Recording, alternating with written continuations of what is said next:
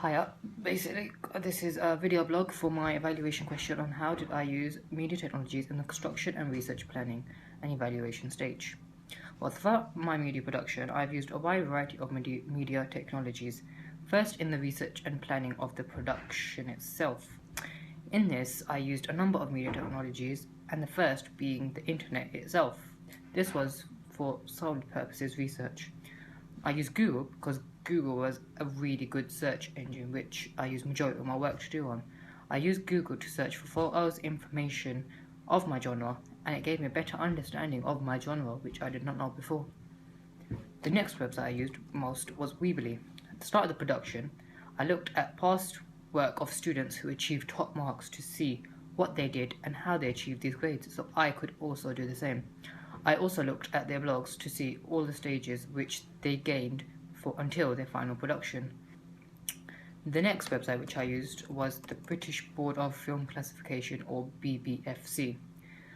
This helped me to find my target audience, which our film we'd rate at 12 plus, so I tried to look into there and see what a 12 plus actually has, and I found out that they don't have any sexual content and there are hardly any rude words apart from the odd swear.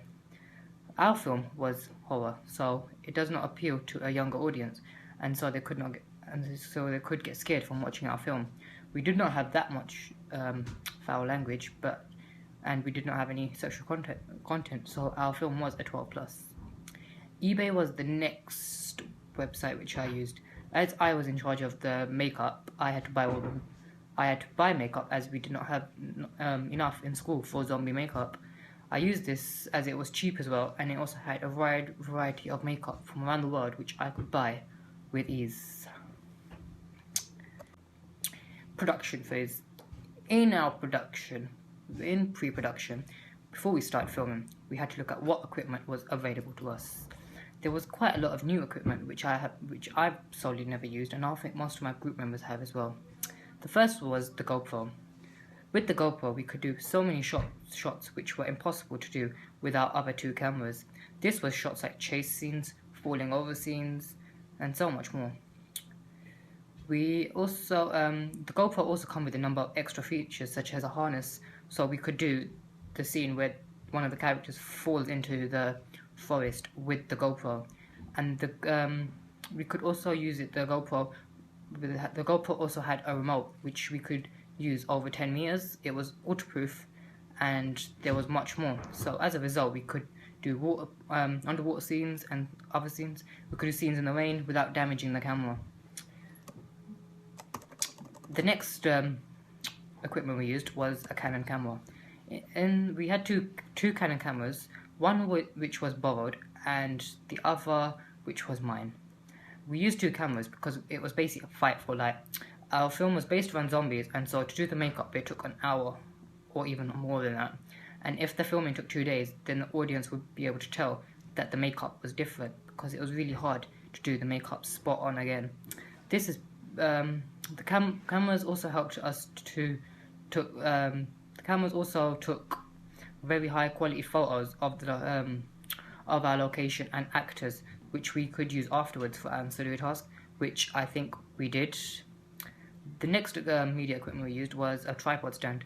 As we had two cameras, we had to have two monophoto tripod stands, and they were quite small, compact, and we could easily move them around, and we could shift them from one place to the other place with ease, unlike the really big tripod stands.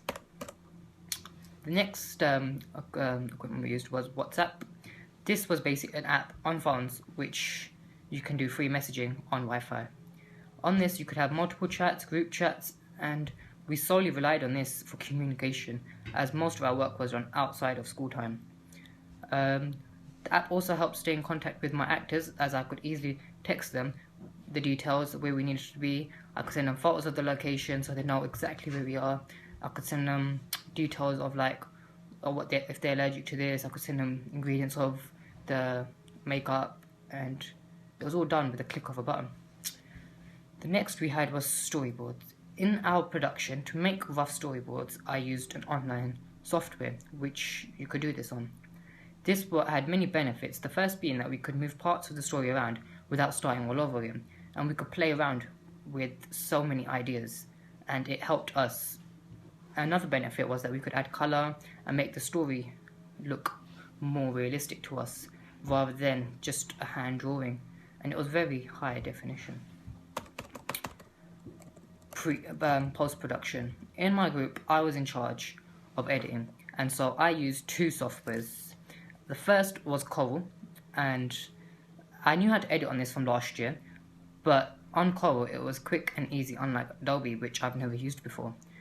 Adobe, however, on the other hand, was much harder, but the titling on that is much better.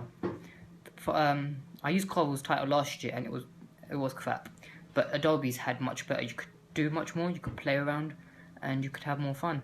And they also had much better effects, and also when rendering they had a much better quality. Distribution.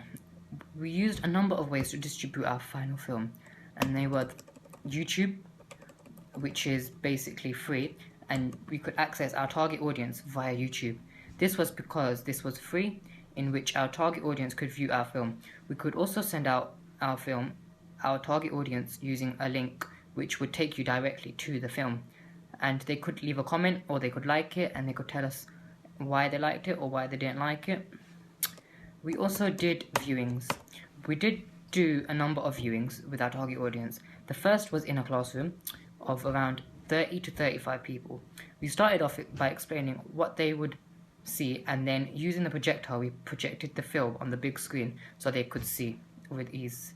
Once the viewing was complete, we asked a couple of quick Q&A questions with the group, and so we could truly see what they thought of the film and why they thought of that.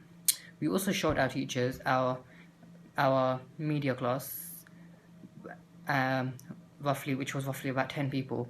We showed them the film, and we showed them because we could gain a much better, it was an expert opinion of our film, as we got told what the media teacher liked, what the media students liked, as they are also doing something that is similar to us. We also did individual viewings. I completed 15 different individual viewings, which was just me, my target audience, and the computer. I showed my film using a laptop, and then I asked them to fill out a survey using SurveyMonkey.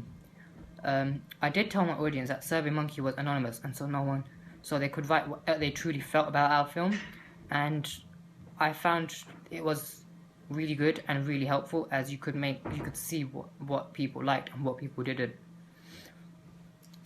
iMessage. This was basically sending free texts and videos and other media from iPhone to iPhone.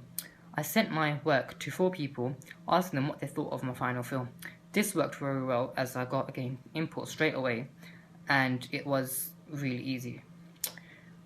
Lastly, I used WordPress to basically show you what my film was about and how I got to the process of my film. On this, I kept regular updates of what I'm doing, when I'm doing, and I could embed photos, YouTube links, videos, and all sorts, and basically I could make it stand out and look much nicer. But that is my evaluation. Thank you for watching.